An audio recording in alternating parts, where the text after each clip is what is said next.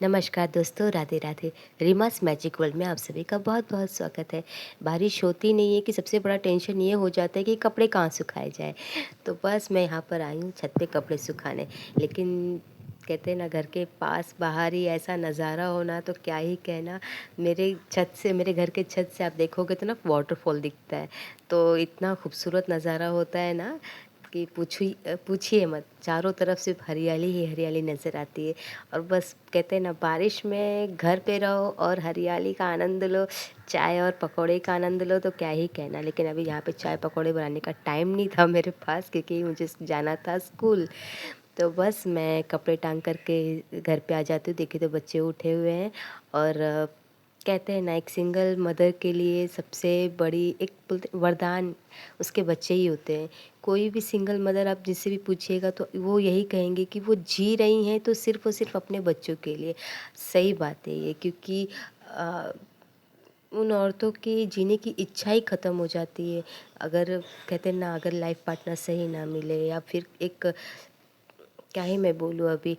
तो बस मेरी जीने की वजह मेरे बच्चे ही हैं, क्योंकि उनको देख कर के ही और उनके लिए ही मुझे बस जीना है, उनको देख कर के ही मुझे जीना है।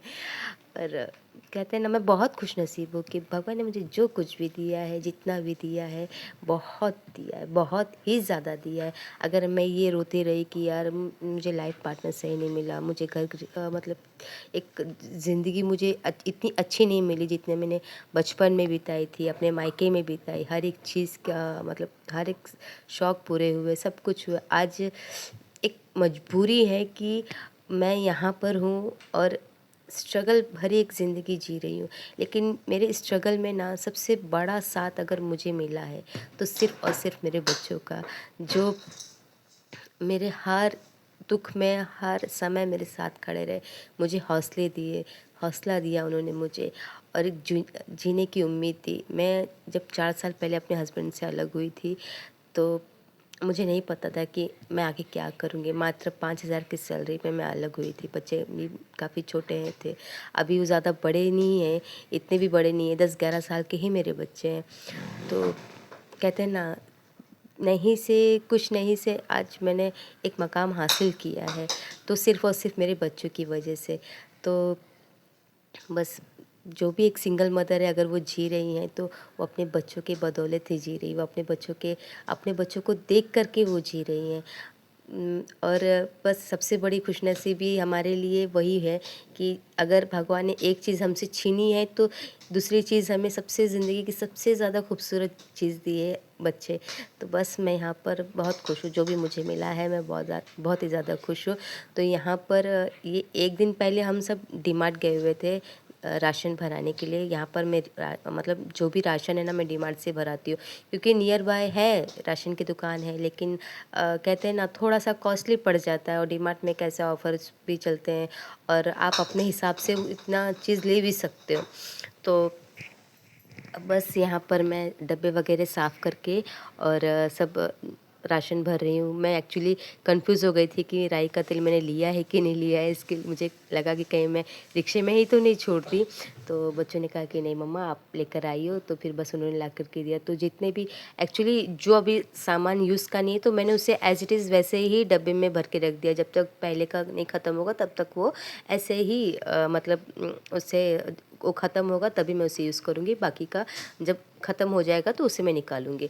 तो बस यहाँ पर मैंने खिचड़ी चढ़ा दी है, और खिचड़ी चढ़ाने के बाद मुझे लगा कि हाँ, थोड़ा-सा मुझे क्लीनिंग करना ज़रूरी लगा, क्योंकि मतलब एक पता नहीं ओसीडी जैसी बीमारी हम औरतों के अंदर इतनी ज़्यादा हो जाती है ना, कि मतलब अभी स्कूल जाना है मुझे पता है कि आज मुझे टाइम नहीं मिलेगा, मुझे आने में भी लेट होगा, क्योंकि आज स्कूल में फंक्शन है।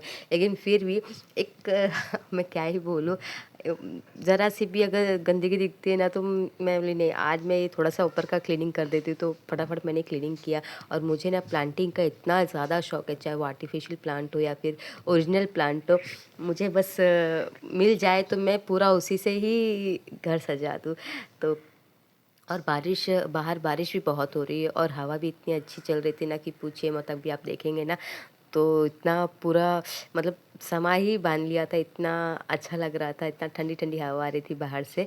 तो बस यहाँ पर ये भी साफ-सफाई मेरी हो जाएगी, तो उसके बाद क्योंकि आज स्कूल में ना फंक्शन है, आज बच्चों की छुट्टी है और जिन बच्चों का रैंक आया है, तो उन्हें बुलाया गया था सर्टिफ़िकेट और मेडल देने के लिए। तो इस वजह से हमें थोड़ा-सा लेट भी जाना था स्कूल में। तो मैंने कहा जितना मुझे लगा जितना टाइम है मैं उस हिसाब से फिर थोड़ा-सा क्लीनिंग कर देती थी। तो यहाँ पर मैंने सोचा कि आज मतलब सोचा क्या सबसे बड़ी प्रॉब्लम ये होती है कि हमारे पास कपड़े बहुत होते हैं, लेकिन क्या पहन के जाए ये कन्फ्यूज़न रहता है। तो बस बच्चों ने ये चूज़ करके दिया कि नहीं मम्मा आप ये पहन के जाओ। तो बस मैं वही पूछ रही हूँ कि कैसे पहनूँ, ऐसा अच्छा लगेगा, ऐसा प्लेट, क्योंकि बताने वाले मुझे मेरे बच्चे ही हैं। मैं अपने बच्चों के हिसाब से ही गेटअप करती हूँ, क्योंकि कहते हैं ना उन्हें जो पसंद है मैं वही करती हूँ। तो बस यहाँ पर मैं रेडी होकर आ गई हूँ स्कूल में। तो स्कूल में तैयारियाँ चल रही, सारी टीचर्स मिलके यहाँ पर तैयारियाँ करती हैं।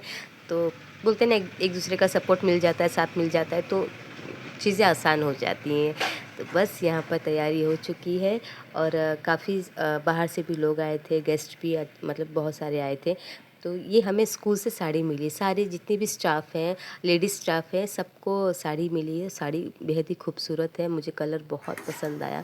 तो बस खाकर मतलब साड़ी देख कर के और मैं यहाँ पे खाने चली जाती हूँ क्योंकि आज सुबह से मैंने कुछ भी नहीं खाया था। अगर आपको मेरा वीडियो पसंद आए तो प्लीज़ मेरे चैनल को लाइक और सब्सक्राइब कीजिएगा और अपना ढेर सारा प्यार मुझको बनाए रखिए। राधे।